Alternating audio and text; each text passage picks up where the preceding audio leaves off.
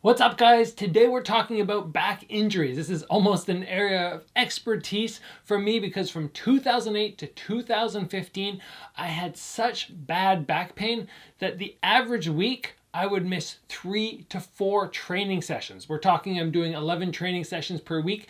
3 to 4 of those I would have to take off because my back pain was so bad. So throughout almost a decade of going to MDs, naturopaths, chiropractors, athletic therapists, physiotherapists, the list just goes on and on. I've dialed in what works best, what simple 7 exercises work best to keep my back stable and strong. Now, instead of missing 3 or 4 sessions per week, I maybe miss 1 session every 2 months due to back pain. But these stretches and exercises that I'm going to share with you today, I've got to do them almost daily. So guys, right after the intro, let's get into these exercises and stretches that have changed my athletic life.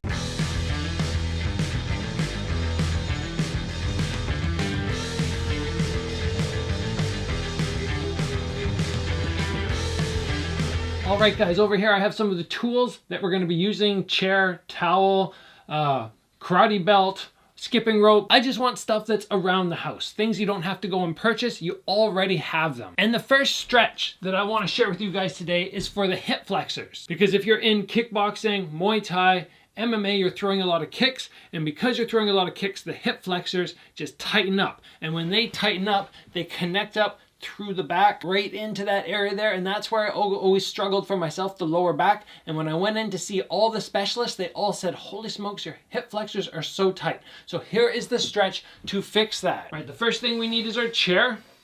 We just set it away from us.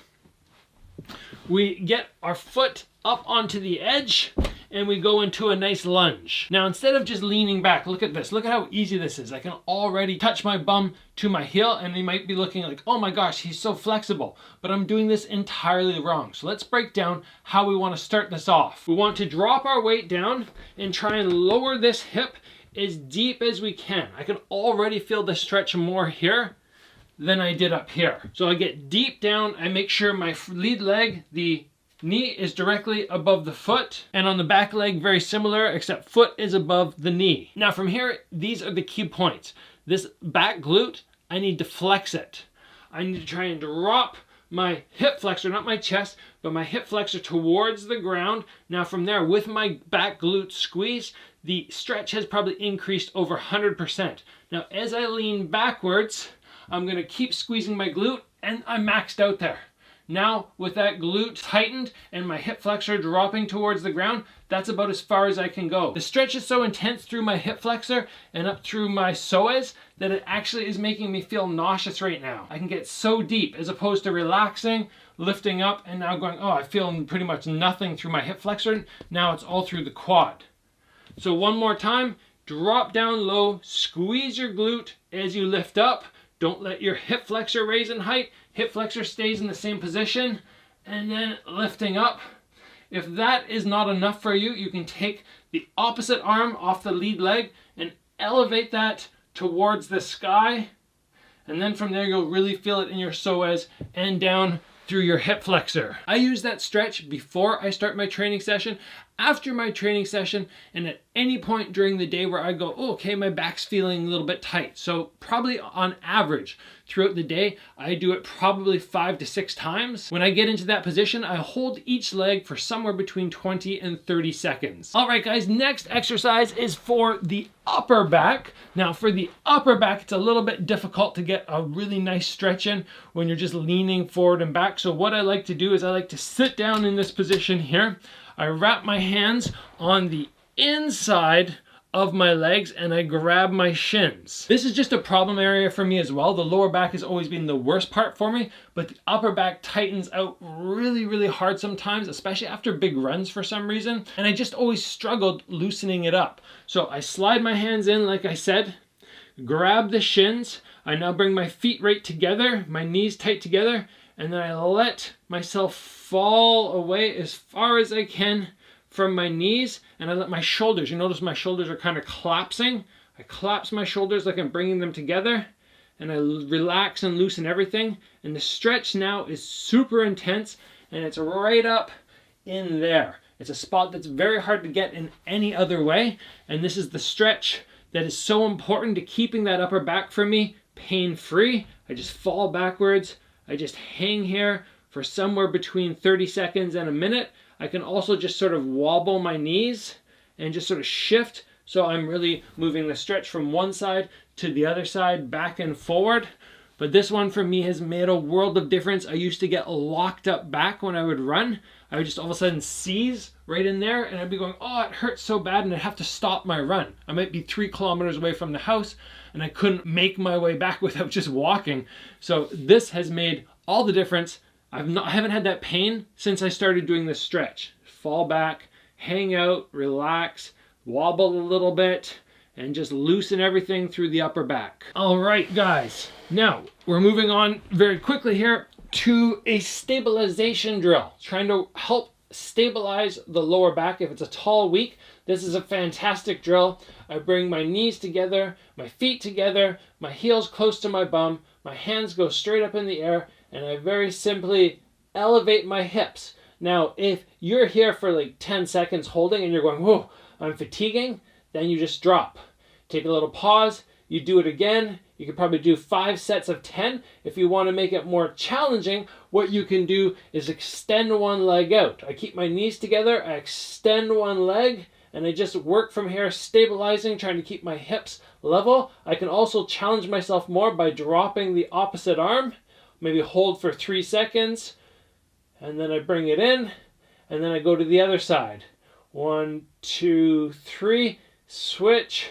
1, 2, 3, and I'll do that 10 times before I take a little break, and I'll probably do 3 sets. That one for me was basically the starting point of recovery when I couldn't do anything else. You know, there's no way I'm doing deadlifts. There's no way I'm doing any exercises that involve the lower back. This was basically the entry point back in, and bit by bit I made it more and more difficult.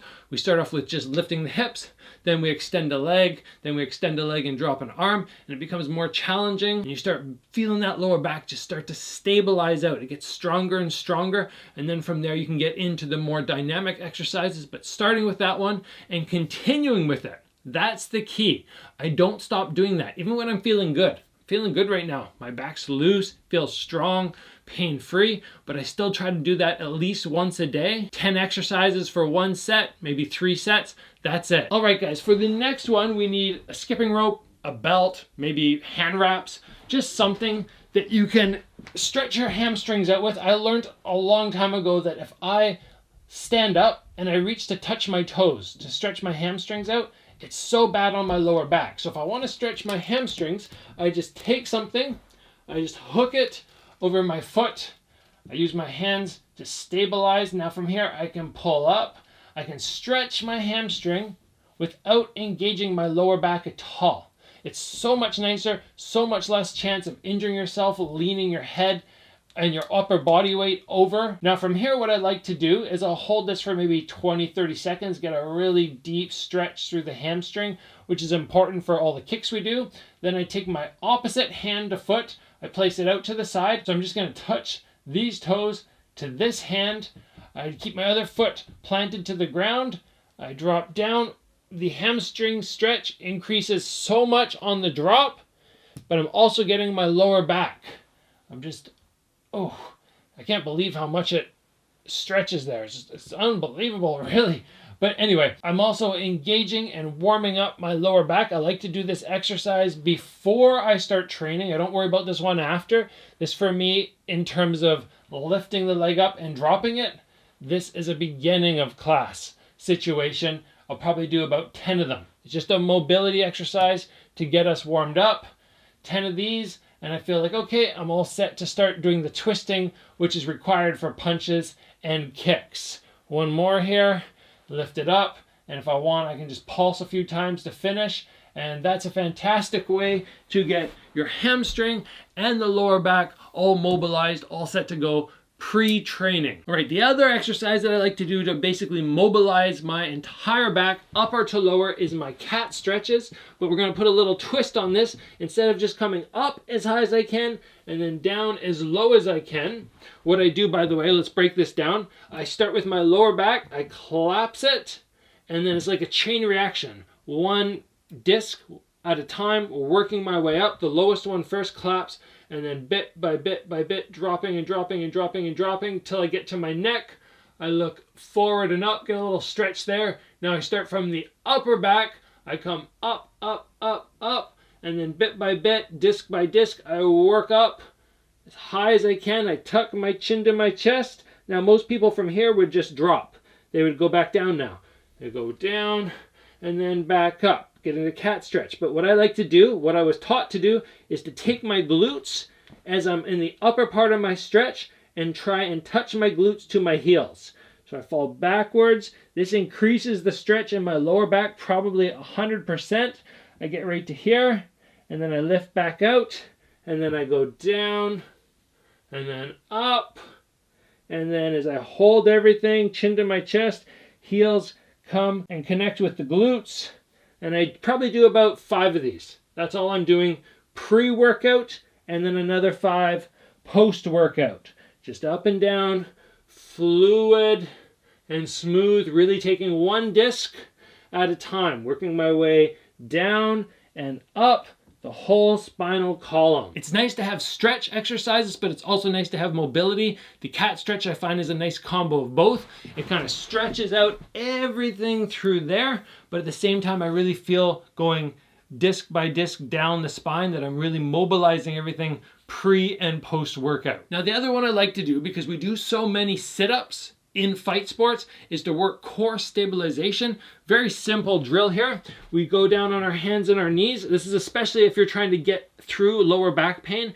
You're in the early stages of it and you're not wanting to do anything too aggravating or potentially aggravating. So I go to this position, hips right over the knees, shoulders right over the hands. I lock out my core, give a little bit of tightening everywhere, tighten my legs and my shoulders. I extend one leg straight behind me and I lift the opposite arm out in front and I hold for 30 seconds. Just in this Superman position, but Superman position from the knee. Now I want to make sure that my back stays flat. So I find it's beneficial to take something that would fall off if I do it incorrectly. I place it on my back. If I do this wrong, I lift and I turn, the item's gonna fall off.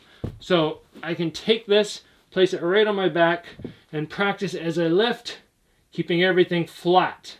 I'll hold for 30 seconds. I do the other side. If this is easy and I want to get a little bit more of a challenge out of it as I get further and further through potential injuries, I come up now off my knees. I lift my leg up first, make sure the object on my back is stable, and then I lift my hand up, and again I hold for 30 seconds. This drill is fantastic in terms of learning to tighten, control everything through the entire midsection, and keep yourself really stable. I'd say I do this exercise once every 2 days, 30-second hold on one side and then 30-second hold on the other side. And finally, guys, this is one that has made a world of difference for me. You need a towel. Take your towel, fold it in half once, and then from there, just roll it up. And we're gonna take this and place it under the floating rib area of our lower back.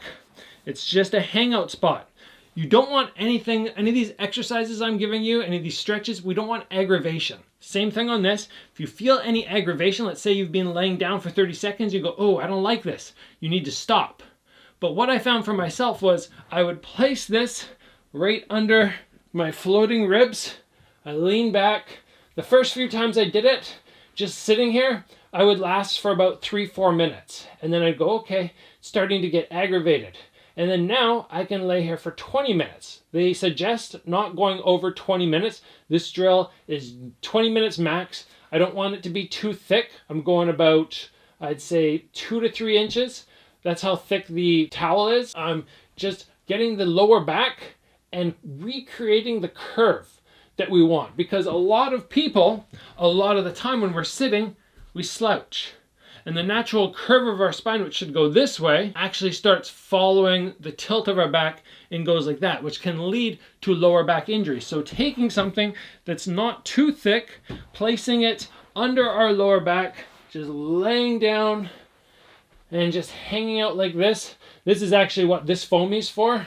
that I had on my back for the last drill. I use this instead, but a lot of times I'm away on fight camp or away on a fight trip. You know, I'm traveling for fighting. I'm in the hotel. I don't have that. So I just take the towel, I place it under my back, I bend my knees, I just let my arms relax wherever they want, and I either use this time for visualization if I have a fight coming up, or I just throw some music on and I just sit down and relax here. I can sometimes even take a little 20-minute power nap. Just the main thing is make sure you don't stay here for an hour, because I don't think staying in this arched position for too long is going to be great for you. Start off with 1 minute. If it feels fine, next day do 2 minutes, and then 3, and then 4, and see if you can build up to the point where for 20 minutes you just lay down. I would suggest doing this 3 times a week. And I know a lot of people will go, I don't have 20 minutes to lay down during the day, but you really do. You know, if you're watching Netflix or something like that, I've done this before. I'll just take my phone and prop it up somewhere, or I'll even hold it. They say it's best to just have your hands down, relax, but I've definitely held my phone and just watched something in this position, so at least it's kind of double beneficial. You know, I'm getting my relaxing time watching something,